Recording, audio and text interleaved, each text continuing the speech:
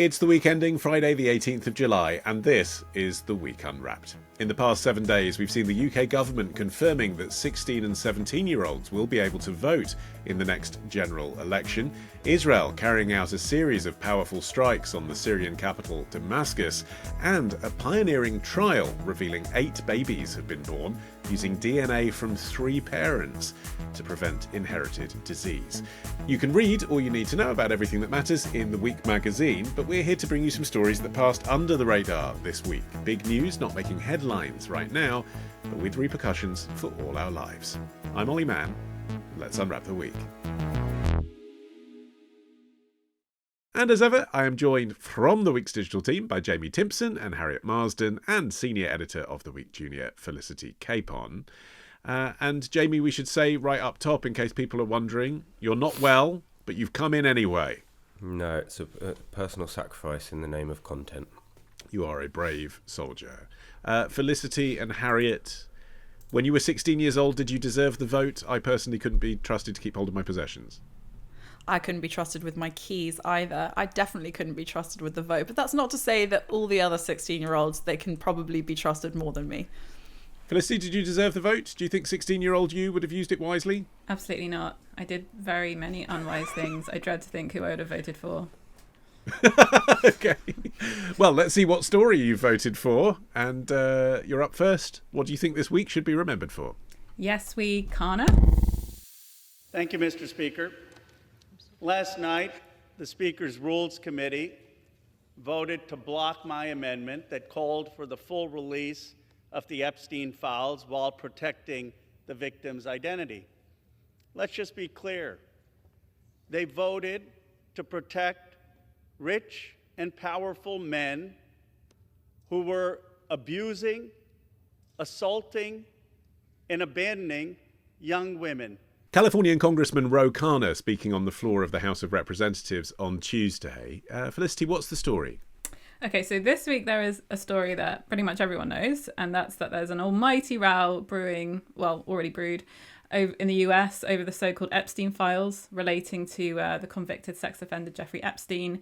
There's been this talk of a client list of the rich and powerful who knew Epstein, possibly participated in his crimes. Last week, the FBI concluded that there was no evidence of a so-called client list, and Trump, having previously been in favor of releasing all the files, especially when he thought they might implicate the Clintons, has now sort of seemingly backed off and said that everyone should move on. Doesn't sound like him. So voters and both Republican and Democrat politicians have pressed Trump to publicly release documents related to the case.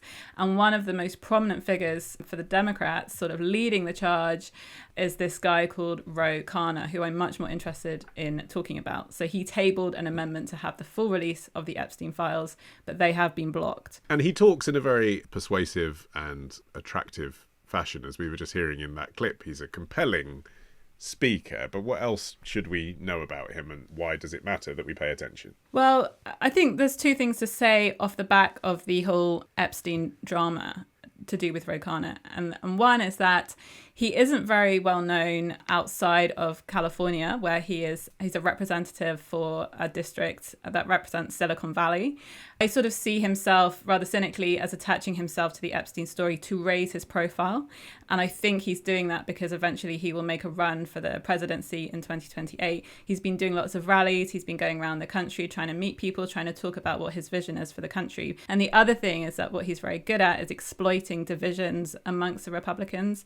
So the Epstein story, along with what's going on in the Middle East, is a very contentious and divisive in Republican stories. And he is clearly trying to position himself as attaching his name as someone who is, trying to disrupt what's going on with the Republicans. Yeah, he's also given an interview this month, Jamie, to the New Statesman. That's not something that average congressional representatives from California... No, and I think partly he's... he chaired Bernie Sanders' 2020 presidential campaign, and he's certainly very good at tacking himself onto some of the kind of leading lights in the progressive cause. But he obviously knows the appeal of getting good publicity through the internet. I think what's interesting is that if he did run, he would be trying to repeat a feat that's only been achieved once before, and that was to be elected to the White House directly from the House of Representatives. Is it too early, really, to be thinking about this? Obviously, it's not if you are an American senator or congressman, but for the rest of the world, Harriet, we're still 3 years out from the election. Is it likely we'd be able to predict who's going to be running? I think that the thing about the American election system, which is so perhaps alien to us, although becoming sadly less alien, is actually just how relevant it is. The way in which a leadership candidate would position themselves to be at the forefront of a race to lead a party like the Democrats, for example, that is a very long process, and it does start even before an election for the next election. So no, I don't think it's too soon to be talking about who might go into the next US election running against potentially Trump, potentially the vice president that we currently are seeing in the US, potentially another MAGA-esque candidate, especially because whoever is trying to position themselves as a candidate for presidential election is already, like Ro Khanna, already making waves in the political sphere. And we can see that as well with other potential candidates. They are trying to raise their profile, they're trying to stay relevant, they're trying to attract donor sponsorship, special advisors. It is absolutely relevant already, I think. Okay, so who are the runners and riders then, Felicity? Who do you think is looking likely from the Republicans as well as from the Democrats alongside this man? People are saying that the primary will be the most wide open in at least 20 years, and there are lots of possible people who are running. And actually, in some of the polls, Ro Khanna's name hasn't actually come up yet. I think that's partly, as I was saying, because he isn't so well known. Other people who are much more prominent who are being talked about are Gavin Newsom. Kamala Harris is apparently started attending fundraising gigs, so she might have another go, although I think that would be completely disastrous. Alexandria Ocasio-Cortez, AOC, is talked a lot about. I can't remember the other names, but there are a lot of candidates who are sort of drifting around in the conversation at the moment. And for the Republicans, is it sort of just JD Vance, really, who's being talked about at the moment? Although there's obviously going to be more in reality. There will be more in reality. Ted Cruz, Marco Rubio, I think, have been names, but the polling suggests that JD Vance is by far and away the most popular and most prominent. So if it is Ro Khanna versus Vance, what would Khanna be telling the electorate he has to offer? What's his story, particularly in that context? Khanna has really pitched himself, I guess, as JD Vance's nemesis, and they keep on kind of trading barbs on social media, and they're really going up against each other in quite kind of nasty stuff, I guess, which is really interesting again, because I wonder whether that's part of Khanna's plan, is to be seen as the opposition to the most popular Republican candidate, which I think is really interesting in and of itself. And he has called Vance a stain on the degree of every Yale graduate and likened him to Stalin. So neither of them are holding back. But to go back to Khanna, so he was born in Philadelphia to Indian immigrant parents. Interestingly, his grandfather was a freedom fighter who was jailed in India for taking part in helping the country gain its independence from the British. I think he was jailed alongside Gandhi, who has had a lot of influence on his political thinking. I think he's a very interesting guy because he's embracing liberal ideas such as Medicare for all, which could be a political liability for some. But on the other hand, he represents Silicon Valley, so he's a big fan of AI and tech and how that can help all of our lives. And very interesting, there's this phrase that kind of lightheartedly comes up in connection with him, which is blue MAGA. Sort of like Red Wall, isn't it? It's like the American equivalent of that. Exactly. It's the idea that he is maybe trying to harness some of the ideas that have been so popular for Trump supporters, like reindustrialization, economic patriotism. And that's something that he's trying to pull the Democrats maybe away from their obsession and focus on social justice and kind of, woke causes, and bring them back to focusing on poor people's everyday concerns. Is there enough there, do you think, Jamie, to appeal to MAGA voters? Because, when all's said and done, if you're a hardcore fan of Donald Trump, are you ever going to cast a ballot for a brown-skinned Californian congressman? Yeah, it's hard to imagine a situation in which if he goes up against someone that's anointed by Trump, that he can kind of win over those voters, considering the inroads that Trump made, particularly amongst the black voter in the last election. He's doing his best, though. He went to South Carolina on tour recently, and his big push, as Felicity was saying, is about AI and talking about how the racial wealth gap can be bridged if the US government put a lot of money into making sure that the black community know how to use AI and to benefit from it. Ultimately, if he is able to put across this kind of pro-tech, kind of Silicon Valley type message, maybe there's a route into the MAGA vote by basically giving working class or blue collar Americans someone to vote for who's seen as the future. And maybe there's money as well, Harriet. I mean, that's the other thing. We're talking about like the support of the tech community, like that's important to average voters. The point is, Elon Musk until recently backed Trump, Peter Thiel backs JD Vance. He is the representative of Silicon Valley. If you can get all the other CEOs to back him, there's money in that, and that's how you win. It's not the only way you win, though. I think that we have to bear in mind that the political system in the US is disproportionately difficult for a Democrat candidate to win.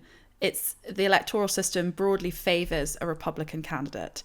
And in the context of MAGA, you can talk about blue MAGA as much as you like, but the MAGA, the vote that Trump and JD Vance harnessed a particular fierce anger, a fury and a frustration and an outrage. That Ro Khanna's brand of sort of progressive positivity, I don't think can in the same way kind of ignite that very, very angry, very frustrated and possibly in certain places quite hateful base. It's not enough to be just the Silicon Valley bro. There are still a lot of Silicon Valley bros that are firmly, firmly behind Trump and will be firmly behind Trump's successor. But I do think it's very interesting, the mention of Elon Musk, because actually Musk and Khanna do have a bit of a history. And in fact, Musk wrote the preface, I think it was, for one of Khanna's books and said he was like a leading thinker. I think Musk and Khanna have now slightly fallen out a bit, but Steve Bannon is also a fan. Musk in the past has been a fan. So it is interesting. And like, if you tie that into what's going on with the whole Epstein and with the international situation, it's interesting that there is starting to see some kind of crossover, some sort of alliances going on between both sides of the party, which I think is really interesting, particularly when you consider, like, let's just take a moment to remember and reflect on how bad the Dems are looking right now. Like, their polling shows that the Dems' popularity has actually plummeted even since last year's election. Its support has eroded with white men, Hispanic men, working class voters across the board. Approval ratings sitting below 35% across those demographics. People think the party is out of touch, woke, and weak. And let's remember that they not only lost the presidency, they've lost the House, they've lost the Senate. Like, they are really in the wilderness right now. There is a lot of soul searching. They desperately need to find a leader who can stand up to Trump and Vance. Otherwise, they just don't have a clue of getting back into the political game. And that means standing up to their own ranks as well, interestingly, doesn't it, Jamie? I mean, as Felicity alluded to earlier, Khanna standing up and saying, let's release the Epstein files. Well, the names that have been circulated around that online, people who were, close associates of Epstein, aren't just people like Trump. They're also Democrats like the Clintons, Bill Gates. You're standing up and saying, let's publish, and that will affect people who donate to the Democrats and who are Democrats too. And I'm separating myself away from that on this cause. Yeah, and I think the other thing that he's been pushing recently is the anti-war rhetoric, and that the US should prioritise diplomacy and international cooperation over military intervention.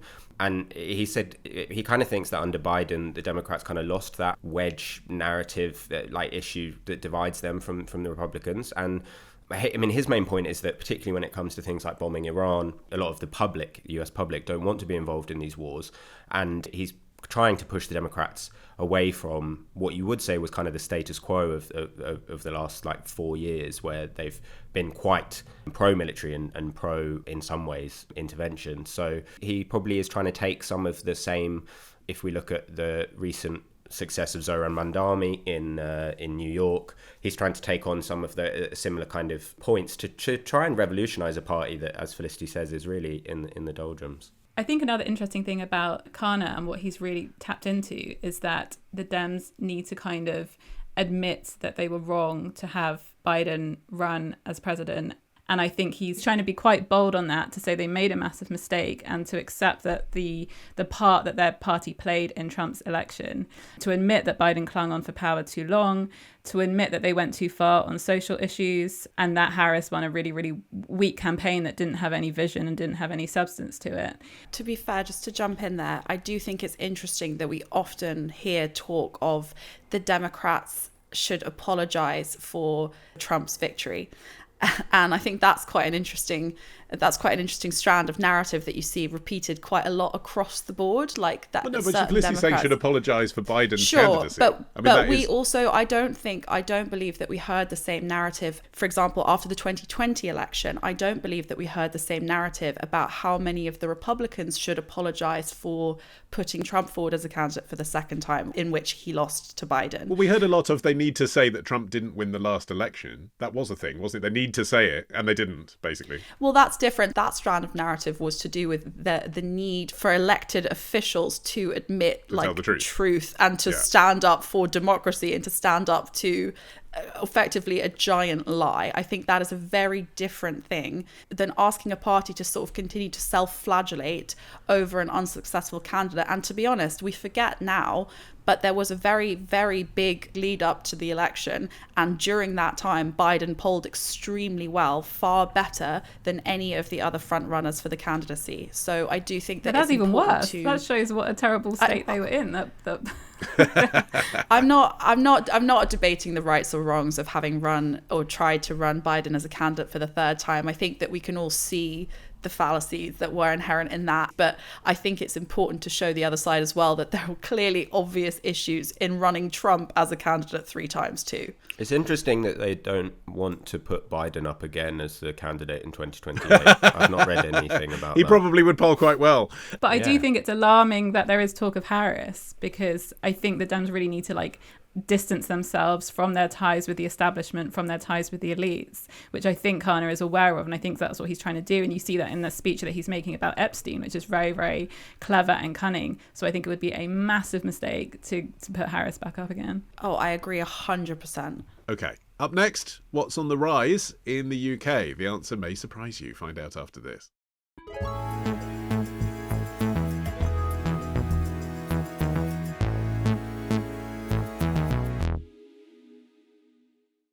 Okay, Harriet, it's your turn. What do you think this week should be remembered for? The legal right to choose. Abortions. I've had a few, right. But then again, I can't remember exactly how many. What, really? Yeah. I can't remember. Yeah. I think maybe I want to say 5, 4 or 5. Yeah, I've had about 5 too. Lily, I'm so happy I can say that and you can say it and no one came to shoot us down. No judgment. No judgment. Probably some judgment in the comments, I expect. Lily Allen there singing to Makita Oliver on their podcast Miss Me. Harriet, abortion. Why is that in the news this week? It's in the news this week because abortions are at a record high rate in England and Wales. So almost 1 in 3 pregnancies are aborted. And this week, the ONS published their official figures on abortion rates in England and Wales in 2022, which showed that the percentage of conceptions that ended in abortion was nearly 30%, which is a 13.1% increase on the 2021 figures. And it's up from just over 20% in 2012. So we're talking about quite a substantial increase in the rates of abortion. Now, this is confirmation of figures that were published at the end of last year by the government, which also showed that the number of abortions reached record high in 2022. It's just the 2 data sets are based on slightly different metrics. Like one is based on the estimated date of conception and the government figures on the date of abortion. So the numbers are a little different, but the overall picture is of record high rates of abortion in England and Wales. Okay. Incidentally, just on that data point, why are we getting data that's 3 years old anyway? Why is it 2022 that's being looked at rather than 2023 or 2024? Do you know? It takes a while for this type of data to become available. Like, obviously, we're talking about abortions that are done either through the NHS, through private healthcare, through prescribed medication, through surgical intervention. There's lots of different ways in which the data on abortion can be collected, and it's not so simple. These 2 sets of data together represent the kind of most recent and broadly the most accurate picture of the rates of abortion in England and Wales that we have. Why do we think the numbers are going up? Jamie? I mean, obviously the cost of living crisis is one of the issues. Many women facing kind of financial constraints, unable to afford the costs associated potentially with raising a child, leading them to choose abortion. Access to contraception is obviously another issue. lengthy waiting times for contraceptive appointments, difficulties accessing specific types of contraception, particularly non-hormonal options. A lot of people are choosing to move away from things like the pill because it hasn't been affecting them in the ways that they want it to. And Felicity, there's also access to the morning after pill, isn't there? Like, that is something that campaigners say needs to be more easily available. I'm sure that's true. I think also COVID had quite a lot to do with this. I think under COVID, it was very difficult to procure an abortion, and that's why pills being sent by post became more popular. And I wonder whether that kind of accessibility and convenience has made abortions more popular.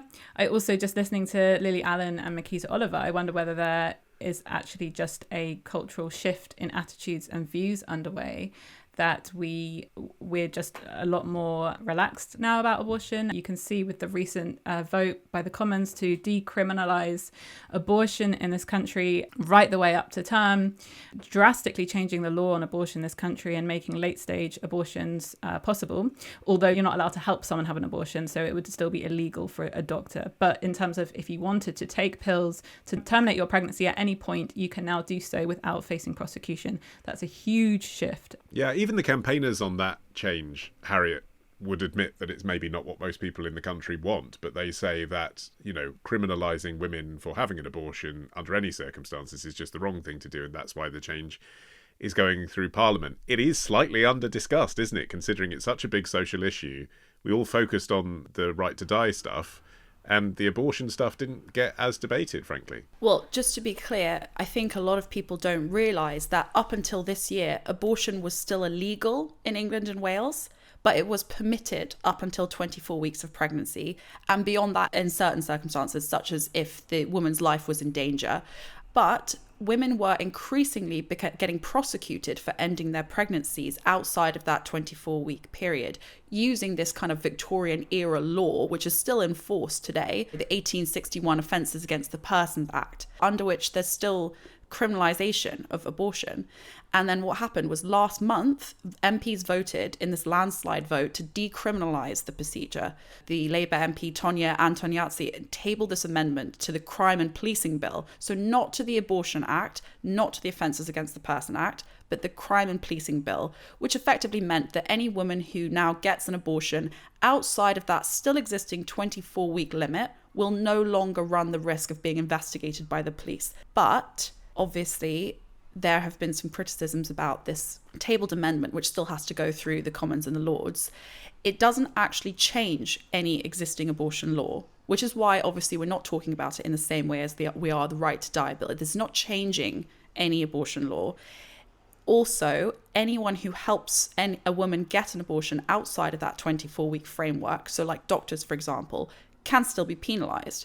So for women who want an abortion outside the 24-week limit, how safe is it? Like, technically it's legal, but there's no actual way to access one safely via a medical professional. And that's why people like Stella Creasy are actually putting forward another amendment, urging MPs to go further and ditch any abortion-related clauses of the Offences Against the Person Act and enshrine abortion as a human right. Now, in terms of what the public view on these matters is, as soon as you get into the weeds of what the law actually is and who can be prosecuted for what, there is also widespread ignorance of the legal situation too. So I think that's worth saying. There are also concerns, aren't there, Jamie, that the law change still poses risk to women, a different risk to women, in the name of coercion to have an abortion. There might be people who didn't want one, and that's why they didn't get one earlier, and then late in the pregnancy are coerced into doing so. I think the discussion around it was actually really quite toxic and quite kind of concerning and worrying. Jacob Rees-Mogg went on GB News and lambasted a cult of death that this amendment was bringing in. And I think a lot of the worries were about, as Harriet was saying, people not quite understanding it, and potentially also whether the kind of US debate could end up arriving over here. And I think some of the stuff around that is interesting. Certainly Rachel Clark, who's head of advocacy at the British Pregnancy Advisory Service, she said that she thought there was something pretty inherently British about going, well, I might disagree, but it's not really my business. And actually that the debate in the US is quite different from the debate to the UK, primarily because of the role of religion and how much more religious the average person on the street is in America than in the UK. But what was interesting was how Stella Creasy wanted to propose a lock on ministers, stopping future politicians from reducing access to abortion in the future. And actually the campaigners, such as the British Pregnancy Advisory Service, they kind of didn't want her to do that and didn't support that lock because they saw it as the beginnings of the culture war. And they kind of thought, actually, we're not there yet in the UK. And so by doing that, you might end up in a situation where further down the line, someone says, well, they're trying to do this, so we need to do that. I think Stella Creasy partly was talking about the lock in a response to Nigel Farage, who she is worried that we could have a reform government at some point. And Farage has been quite outspoken that he thinks the current 24-week limit is too late, basically, and he would want to reduce that, which is interesting because actually the 24-week abortion limit, the reduction of that is actually supported by 70% of women in this country, which again I think possibly shows that the Commons are out of touch and out of step with what people in this country feel about abortion. And what I would say about the 24-week limit is that I think it was a compromise that we reached in this country. A lot of people still think 24 weeks is still way too late, but I think we had reached a kind of wary compromise between both sides of this, that we were happy with this and that we could live with this.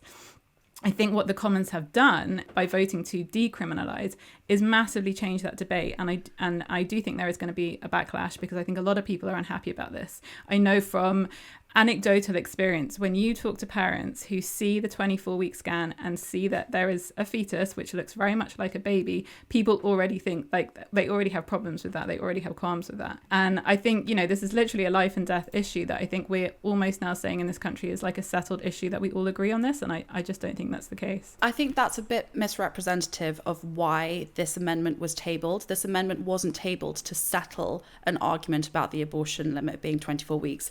To be clear, nearly 99% of abortions happen before a pregnancy reaches 20 weeks. So that is just like a fact. I agree. And I also think it's extremely unlikely anyone would want to go a late stage abortion, because for yourself, that would be extremely traumatic thing to go through, right? So I completely agree that I think it's very unlikely that someone who is 8 months pregnant is just going to casually take some pills because they don't want the pregnancy, whatever reason. But in some ways, I don't think that's relevant, because what I think you're still saying as a society, as a country, is that in theory, though, we're actually okay for that to happen if it did happen. And I think that is really worrying. And I think a lot of people aren't okay with that. Well, actually, what it was more to do with was to do with the increase in women who were being investigated over suspected illegal abortions in the past 5 years. And that is an astonishing increase. About 100 women are believed to have been investigated over these so-called illegal abortions in the last 5 years.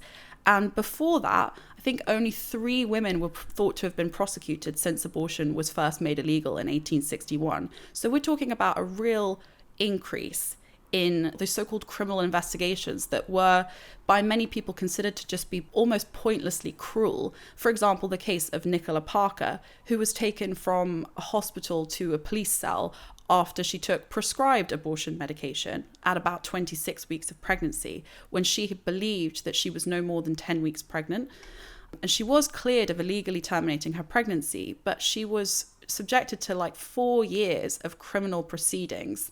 And this is not the only such case. I mean, there was a teenager who she had 6 years of criminal proceedings after she had an abortion and gave birth to a stillbirth.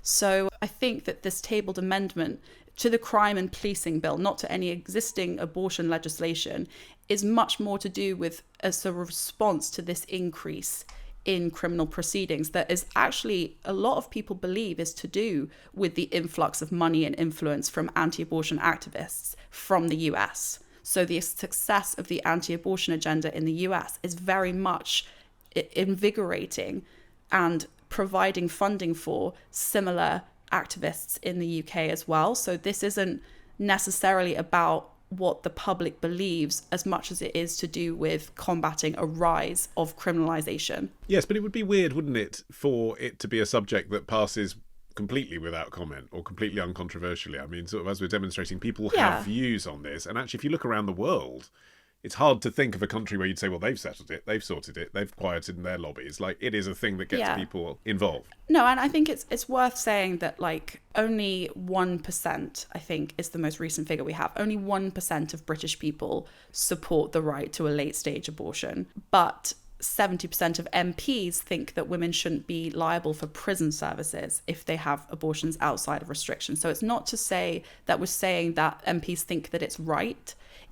We're saying that they think they shouldn't be criminally punished for it. I mean, to take it back to the statistics we were talking about at the top of this item, with all of this going on, do you think the statistics are going to continue to climb? Are we going to see more abortions, legal or otherwise, in the years ahead? I do, yeah. I do think this is the start of an upward trend of more abortions supported by this recent decriminalisation. I think when you start to decriminalise things, you start to normalise things. I think just the fact that the story seemed to me to really pass under the radar. I have a lot of friends and family who had absolutely no idea that this had even happened, was really, really crazy. So I think there is a shift is underway. I think we will see more abortions. And I think for some people, for a lot of people, they find that really, really troubling. Harriet. Well, I think what ties together the statistics of this week and the amendments to the legislation of last month is there is a vast discrepancy between the legislative situation, like what is legally your right, what are you legally allowed to do, but what might you be criminalized for, and the actual reality of access. So part of the reason that there is this rising rate of abortion is to do with the difficulty accessing emergency contraception. And part of the reason that there is all of these legislative changes is because of the difficulty of accessing abortion. So I think we always have to bear in mind that in every case that we have, in every data set we have, in every country we look at, when you limit access, you actually do not decrease the rate of abortion. What you do is increase the danger to women. Okay. Up next, the politics of scientists. That's after this.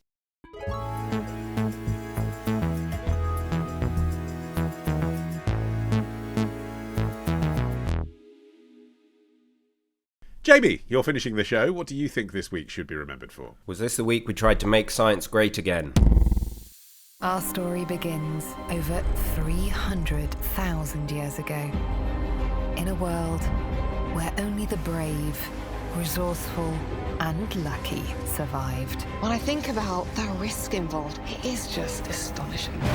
But our past is far more extraordinary than you could ever imagine, because we were not the only human species. A trailer for Human, the new BBC series hosted by Ella Al-Shamahi, which was on telly this week. Jamie, what's the story? She's really nailed that voiceover voice. Do you not think? She's got it, yeah. I was listening, I mean, as a professional, I know that takes a lot of work. She was really stretching her mouth to get the drama across. It was good, yeah, good stuff. I was there. I was with she her. was working with the soundtrack, certainly.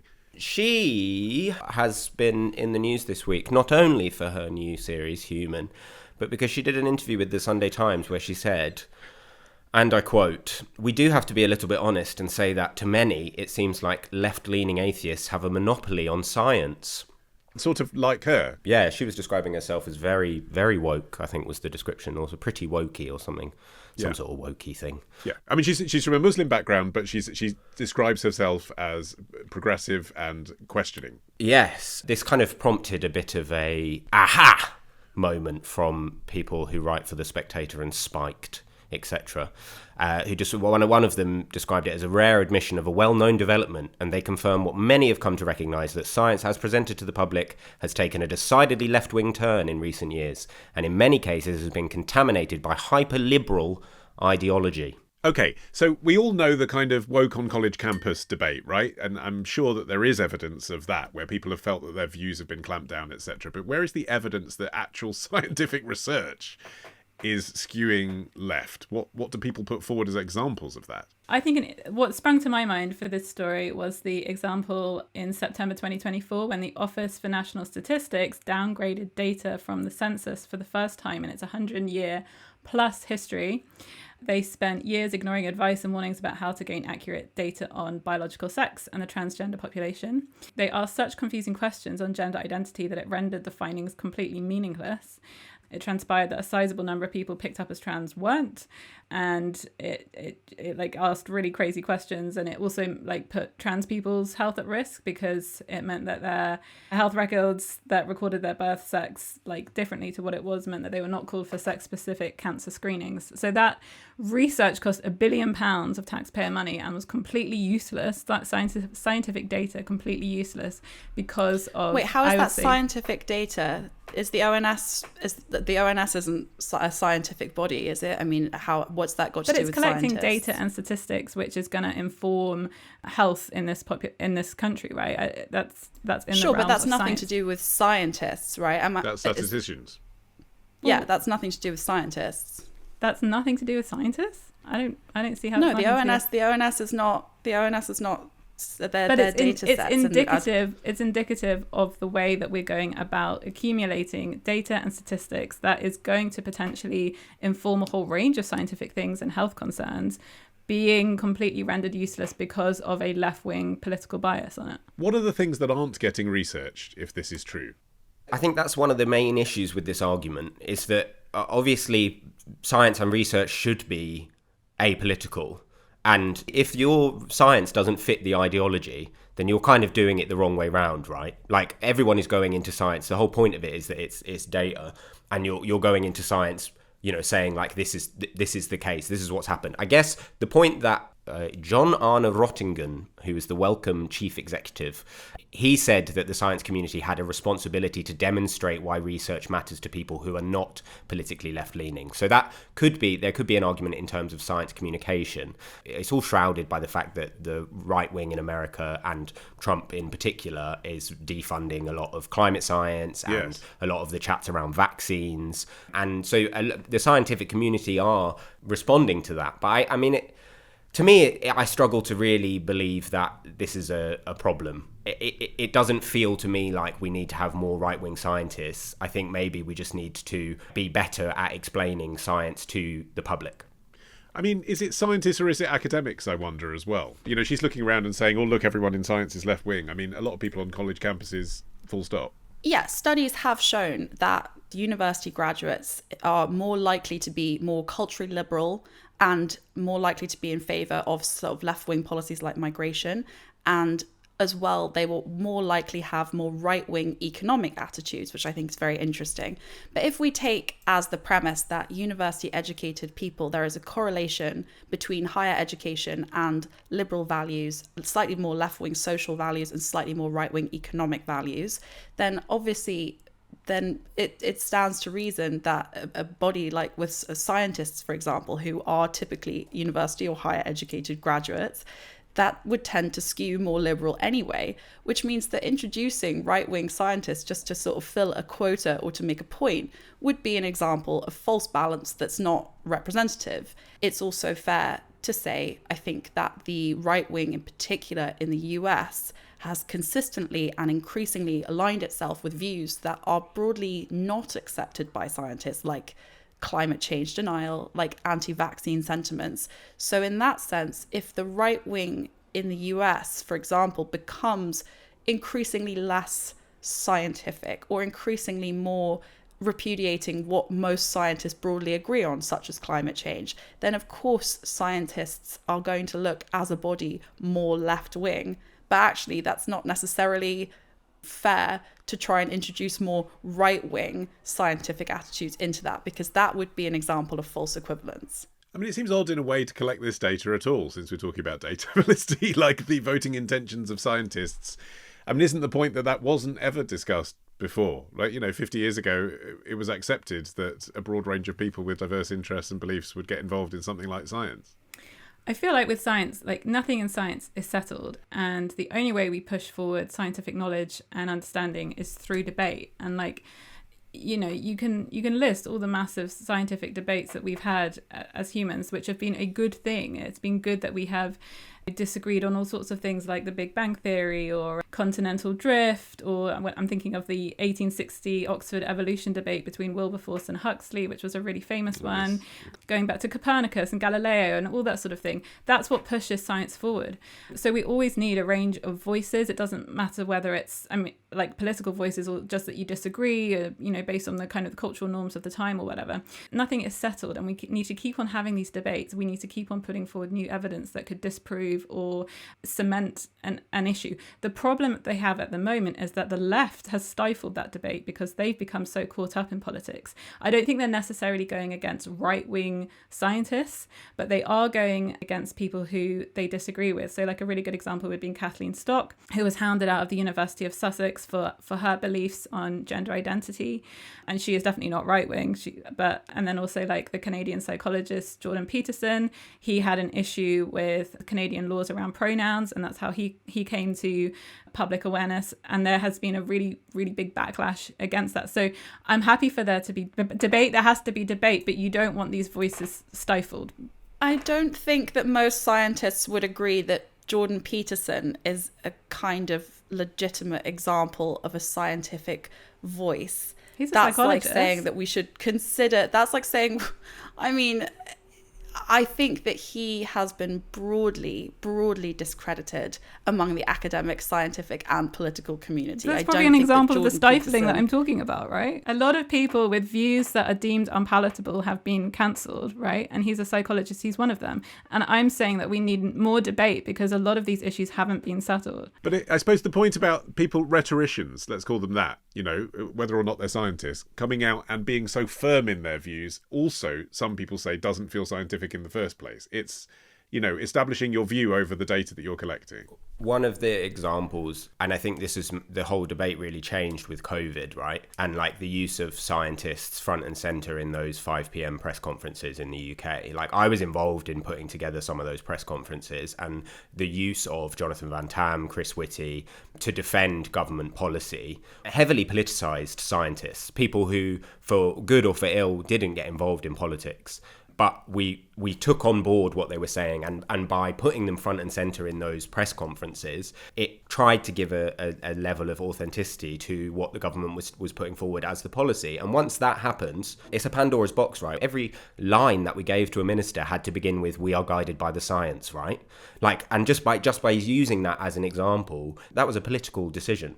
Yeah, you can say we are guided by the science as much as you want, but they are making political decisions, whether it was more lockdown or but you know, whatever. Not necessarily perceived as right or left at the time. I mean, in the frame of British politics, the Labour Party were supporting what the Conservative Party were doing. I think it was because things like face masks that became like a libertarian. Yeah, libertarian, issue. but not in mainstream politics. Yeah, but you'd associate that with like conservative and right wing, that they don't want their liberties infringed on, which they were. So I would say that was probably another. And example also, of... like the Guardian, for example, used the SAGE, the group that weren't of government scientific. They had like a separate group of scientists. They put them on the front page pretty much every day during the pandemic. So there are arguments that I think pretty much the pandemic did make us see science as, you know, it was a question of, you know, whose science is this? Who's coming up with this?